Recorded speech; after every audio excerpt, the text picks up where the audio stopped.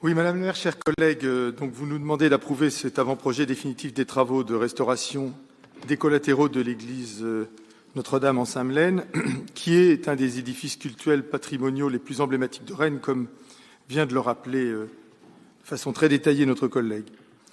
Alors, en octobre 2021, nous avions approuvé le programme de l'enveloppe prévisionnelle, et cela avec d'autant plus de satisfaction qu'à cette occasion, nous vous avions alerté sur le fait qu'il pleuvait régulièrement à l'intérieur du bâtiment et qu'il était donc grand temps de s'en occuper.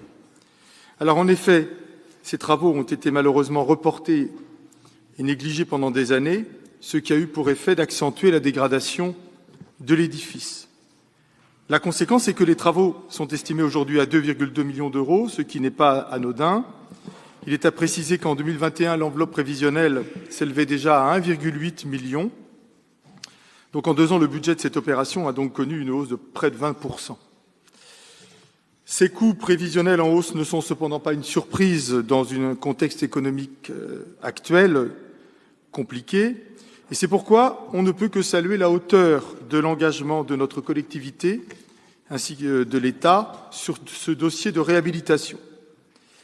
Mais cet effort budgétaire ne doit pas nous faire oublier que d'autres édifices cultuels nécessiteront sans tarder également des travaux de réhabilitation, au-delà des travaux de maintenance habituels, car le patrimoine architectural et religieux de Rennes est souvent très ancien et donc très fragile.